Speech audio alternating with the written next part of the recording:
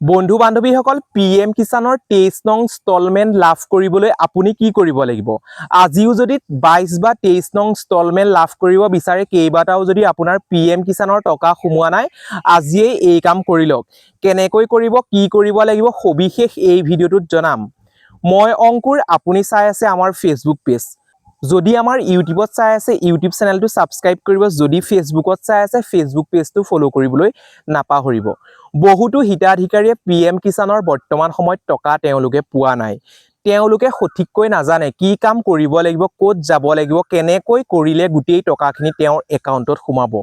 যদি আপোনাৰ দুটা তিনটা ইনষ্টলমেণ্ট পেন্ডিং হৈ আছে সেই পেন্ডিং ইনষ্টলমেণ্টটো আপোনাৰ 23 নং ইনষ্টলমেণ্টত সকলোখিনি টকা আপোনাৰ সোমাই যাব প্ৰথম অৱস্থাত মই কৈ লৈছো আপোনালোকৰ ওচৰত নিশ্চয় একোটা CSC চেণ্টাৰ আছে সেই CSC চেণ্টাৰলৈ যাব আপোনাৰ নিজৰ মোবাইল নাম্বাৰটো আৰু আধাৰ কাৰ্ডৰ সৈতে লিংক থকা মোবাইল নাম্বাৰটো লৈ যাব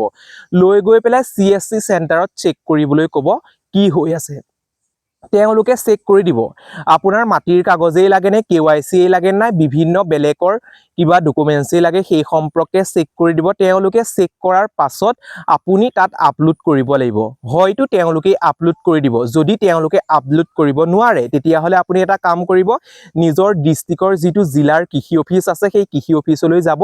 আধাৰ কাৰ্ডটো লৈ যাব লৈ গৈ একোখন তাত ফৰ্ম দিব ফৰ্মখন আপুনি ফিলআপ কৰি দিব ফিলআপ কৰাৰ পাছত আপোনাৰ মাটিৰ কাগজ লাগিব মাটিৰ কাগজ যেনে খাজানা ৰচিদটোৰ প্ৰয়োজন হ'ব আপোনাৰ আধাৰ কাৰ্ডটোৰ প্ৰয়োজন হ'ব হয়তো গাঁওবুঢ়াৰ PRC এখনৰ প্ৰয়োজন হ'ব সেইখিনি ডকুমেন্টছ লগাৰ পাছত আপুনি নেক্সট 23 নং ইনষ্টলমেণ্টত আপোনাৰ গুটেই টকাখিনি সোমাই যাব সঠিক ৰূপে কামখিনি কৰিব আপুনি আজিয়ে এই কাম কৰক আপোনাৰ ওচৰৰ যিকোনো এটা কম্পিউটাৰ চেণ্টাৰলৈ যাওক CSC চেণ্টাৰলৈ যাওক 23 নং ইনষ্টলমেণ্ট পাবৰ বাবে বা আপোনাৰ 4-5টা ইনষ্টলমেণ্ট যদি পেন্ডিং হৈ আছে মই কোৱাৰ ধৰণে কামখিনি কৰক সঠিক ৰূপে 23 নং ইনষ্টলমেণ্টত গুটেইখিনি টকা 4000 হওক 5000 হওক 6000 হওক যদি আপোনাৰ পেন্ডিং হৈ আছে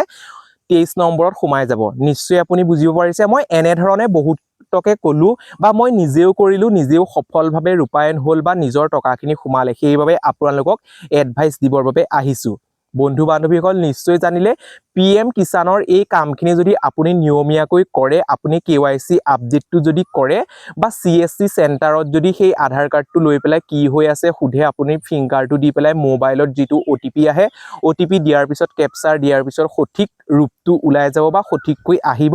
সেইবাবে আপুনি 10 বা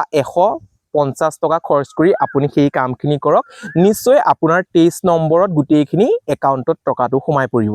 নিশ্চয় আপুনি বুজি পালে এই ভিডিওটোত সৰু এটা ইনফৰমেশন যদি ভিডিওটোৰ জৰিয়তে উপকৃত হ'ল ভিডিওটো চাই ভাল পালে তেন্তে প্লিজ এটা লাইক কৰি দিব আৰু এটা শেয়াৰ কৰি দিব বিভিন্ন বন্ধু বান্ধৱীয়ে জানিবৰ বাবে যদি আপুনি আমাৰ ফেচবুক পেজটোত চাই আছে ফেচবুক পেজটো ফলো কৰিব যদি আমাৰ ইউটিউব চেনেলটোত চাই আছে ইউটিউব চেনেলটো সাবস্ক্ৰাইব কৰিবলৈ নাপাহৰিব আজিলৈ ভিডিওটো ইমানেই আকৌ পুনৰ নতুন এটা ভিডিওত লগ পোৱাৰ আশাৰে ধন্যবাদ